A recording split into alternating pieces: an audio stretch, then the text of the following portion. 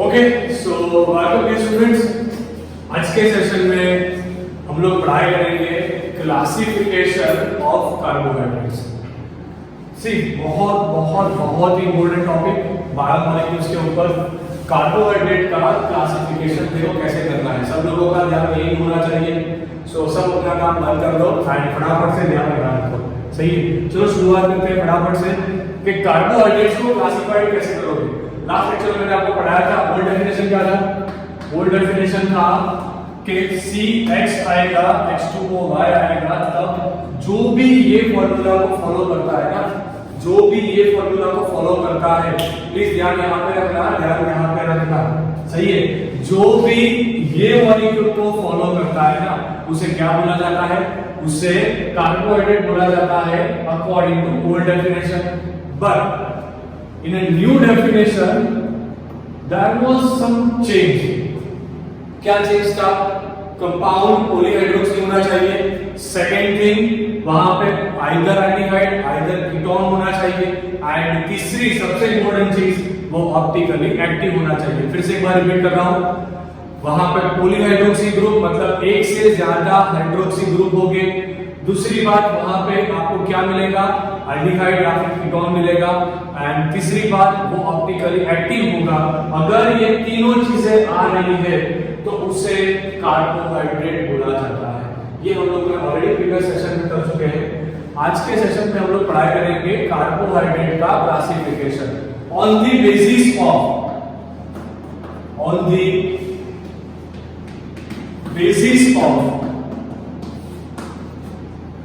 hydrolysis and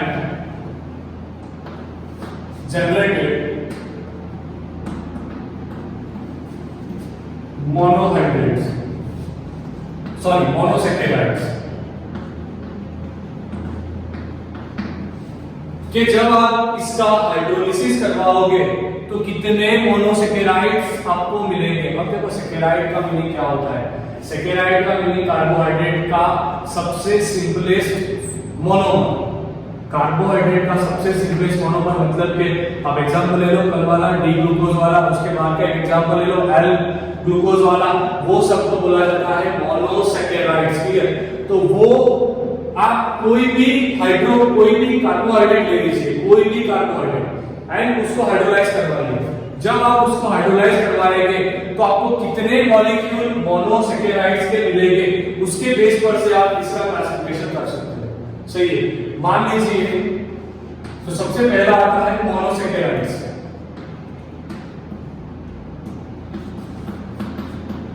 तो ये monosaccharide actually क्या होते हैं? तो मोनोसैकेराइड ध्यान रखना, उसका फर्दर हाइड्रोलिसिस पॉसिबल नहीं होता। फर्दर हाइड्रोलिसिस पॉसिबल नहीं होता, ये चीज ध्यान रखना। फर्दर हाइड्रोलिसिस कभी भी पॉसिबल नहीं होगा। मतलब कि अगर आपने ग्लूकोज ले लिया, फ्रुक्टोज ले लिया, उसका हाइड्रोलिसिस करवाना चाहा तो आप नहीं करवा पाओगे। सही है, मतलब ग्लूकोज एंड फ्रुक्टोज का फर्दर हाइड्रोलिसिस नहीं होता। राइबोज एग्जांपल बहुत इंपॉर्टेंट है बच्चों, एग्जांपल बहुत ही इंपॉर्टेंट है, वो ध्यान रखना है यहां पे। ग्लूकोज, फ्रुक्टोज एंड राइबोज, ये तीन एग्जांपल आपके बुक में जो दिए गए हैं, ये तीन बहुत ही इंपॉर्टेंट एग्जांपल है जो ध्यान रखना। मोनोसैकेराइड्स किसे बोला जाता है? जिसका फर्दर कोई हाइड्रोलिसिस नहीं हो सकता। What it means? It means that you can hydrolyse further, उसका हाइड्रोलिसिस आप नहीं करवा सकते। सही है, एंड एग्जांपल पे आप कौन से लोगे? ग्लूकोज का मॉलिक्यूल, फ्रुक्टोज का मॉलिक्यूल, राइबोज का मॉलिक्यूल। सही है, ये तीन एग्जांपल आएंगे। उसके बाद आता है ओलिगोसैकेराइड। ओलिगोसैकेराइड्स, अब ये ओलिगोसैकेराइड्स क्या होते हैं? तो ध्यान रखना, ओलिगोसैकेराइड किसे बोला जाता है? सी मान लीजिए कि आपने कोई एक कार्बोहाइड्रेट लिया, आपने कोई एक कार्बोहाइड्रेट लिया, अगर उसका हाइड्रोलिसिस करवाना, आपने क्या लिया स्टूडेंट्स? आपने लिया कोई कार्बोहाइड्रेट, उसका क्या करवाया? हाइड्रोलिसिस करवाया। ये स्टूडेंट्स ध्यान रखना, आपने उसका हाइड्रोलिसिस करवाया तो आपको मान लीजिए कोई एक मोनोसेकेराइड मिला, दूसरा मोनोसेकेराइड मिला, तीसरा मोनोसेकेराइड मिला, चौथा मोनोसेकेराइड मिला, मतलब कि जब आपने उसे तोड़ा पानी में डाल के आपको 4 डिफरेंट टाइप्स के स्पीशीज मिले।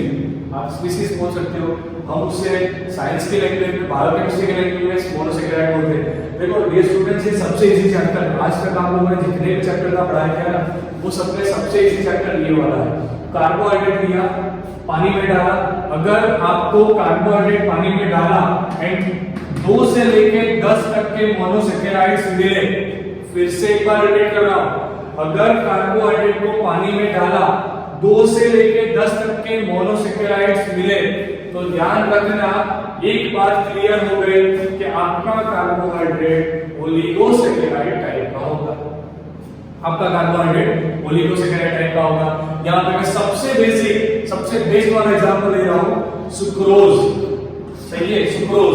अब सुक्रोज जो होता है अगर उसका हाइड्रोलिसिस करवाया जाए, अगर सुक्रोज का हाइड्रोलिसिस करवाया जाए तो आपको ग्लूकोज एंड फ्रक्टोज मिलता है। ध्यान रखना ये स्टूडेंट्स, अगर आपने सुक्रोज को लिया, उसका हाइड्रोलिसिस करवाया तो आपको ग्लूकोज का मॉलिक्यूल एंड फ्रक्टोज का मॉलिक्यूल मिलेगा। फिर से एक बार बता रहा हूं, उस टाइप के कार्बोहाइड्रेट जिसको पानी में डालने से या फिर हाइड्रोलिसिस करवाने से आपको 2 से लेके 10 तक के मोनोसेकेराइड्स के यूनिट मिलते हो, उसे बोला जाता है ओलिगोसेकेराइड। यहाँ एक एग्जांपल आपको बताया सुक्रोज वाला, माल्टोज भी एक एग्जांपल है जिसको हाइड्रोलाइसिस करवाने से आपको 2 किस्म के कुल यहाँ मोनोसेकेराइड्स मिलेंगे। सही है। चलो, तो जो बेसिक था ना ये था। अब एक छोटा क्लासिफिकेशन भी यहाँ पे आता है। आज का पूरा सेशन हम लोग सिर्फ और सिर्फ क्लासिफिकेशन पे चलते हैं। सही है। एक छोटा पोर्शन आता है जो है शुगर का क्लासिफिकेशन। अब शुगर क्या है? कार्बोहाइड्रेट जो होते हैं उसे ही हम लोग सेकेराइड्स भी बोलते हैं, उसे ही हम लोग शुगर भी बोलते हैं। पर शुगर के केस में एक चीज ध्यान रखना, शुगर 2 तरह की होती है। एक होती है रिड्यूसिंग शुगर और दूसरी होती है नॉन रिड्यूसिंग शुगर।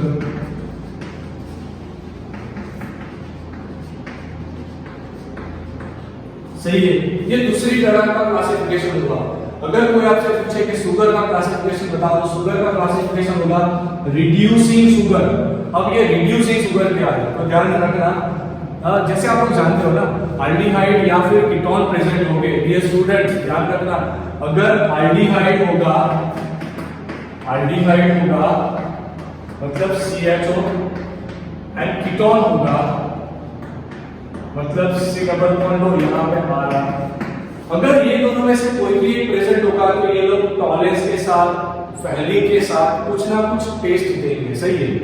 ये लोग फैलिंग एंड टॉलेंस के साथ कुछ ना कुछ टेस्ट देंगे। कीटोन टेस्ट नहीं देगा, एल्डिहाइड टेस्ट पॉजिटिव देगा।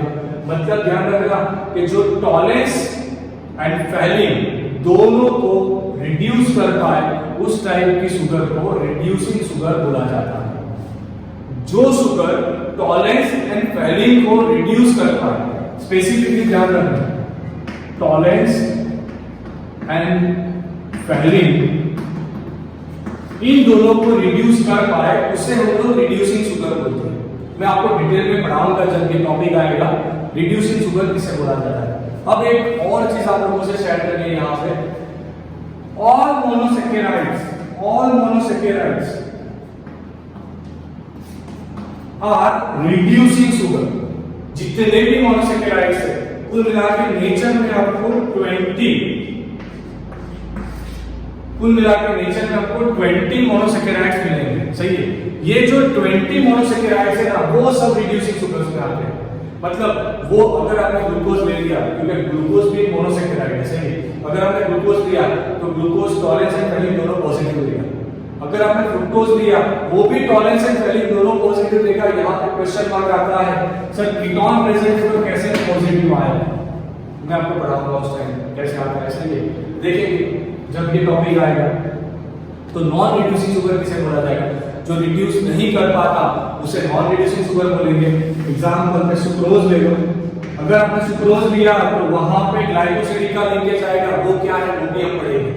अभी ध्यान रखो सुक्रोज जो होता है वो टॉलेंस वैल्यू को रिड्यूस नहीं कर पाता, खुद ऑक्सीडाइज नहीं हो सकता, सही है, मतलब कि उसे नॉन रिड्यूसिंग शुगर बोला जाता है।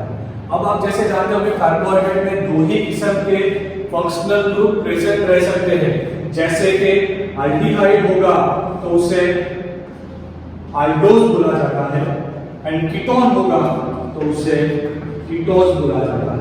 ध्यान रखना, कीटोज नहीं, सही है, तो ये ध्यान रखना।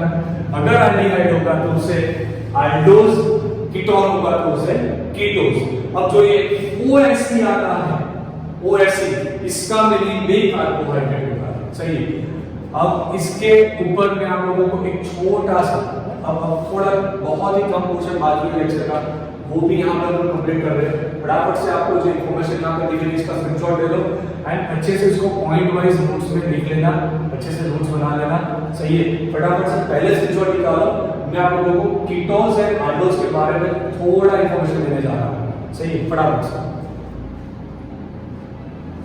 ओके, तो शुरू करते हैं एल्डोज एंड कीटोन्स के बारे में। जो लास्ट हमारा क्वेश्चन आ रहा है अभी लेक्चर का, वहां पे चलना है।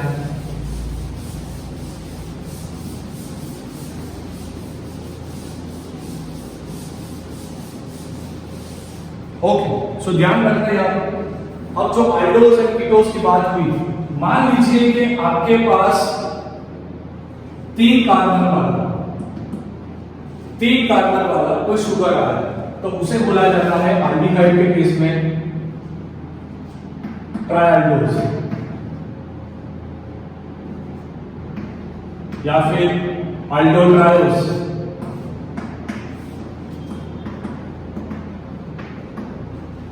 सही है। अगर वहां पे N=3 मतलब कि कार्बन नंबर 3 होगा ना, तो उसे आप ट्राइएल्डोज भी बोल सकते हो, एल्डोट्रायोज भी बोलोगे। अगर एल्डिहाइड हुआ तो, पर मान लीजिए कि वहां पे कीटोन हुआ ना, तो आप उसे बोलोगे ट्राइकीटोज या फिर कीटोट्रायोज, दोनों में से आप कुछ भी लिख सकते हो, सही है। आप एनसीईआरटी निकाल के देखोगे, वहां पे एल्डोट्रायोज कीटोट्रायोज वर्ड्स ऑलरेडी दिया हुआ है। अगर आपने कार्बन नंबर 4 लिया, ये आपका कार्बन नंबर है, अगर आपने कार्बन नंबर 4 लिया तो उसे टेट्राएल्डोज, उसी हिसाब से एल्डो टेट्रोज भी बोला जाता है, या फिर टेट्राकीटोज या फिर कीटो टेट्रोज भी बोला जाता है। उसी हिसाब से 5 लिया, 6 लिया तो आप क्या नाम बनाओगे? 6 लिया तो एल्डोहेक्सोज। अगर आपने, ये बहुत इंपॉर्टेंट है, तो उसके एक बार ध्यान रखना, उसे बोला जाता है एल्डोहेक्सोज। एंड अगर आपने 6 कार्बन वाला कोई कार्बोहाइड्रेट कीटोन ग्रुप वाला लिया होगा तो उसे बोला जाता है कीटोहेक्सोज। अब आप खुद से दिमाग लगाओ, जो अपना ग्लूकोज था वो ग्लूकोज में एल्डिहाइड था प्लस 6 कार्बन था। अपना जो ग्लूकोज था वहां पे 6 कार्बन प्लस एल्डिहाइड, मतलब ग्लूकोज ये एक टाइप का एल्डोहेक्सोज है। एंड जो कीटोन वाला मैं बता रहा हूं वो आएगा फ्रुक्टोज, क्योंकि फ्रुक्टोज में 6 कार्बन होते हैं प्लस कीटोन ग्रुप होता है। तो इस हिसाब से आप क्लासिफिकेशन ऑफ कार्बोहाइड्रेट कर सकते हो, सही है। कल के सेशन में हम लोग बच्चों पढ़ाई करेंगे ग्लूकोज के बारे में। तो बस आज के लिए इतना ही। Thank you for watching this video. Don't forget to like, share and comment this video.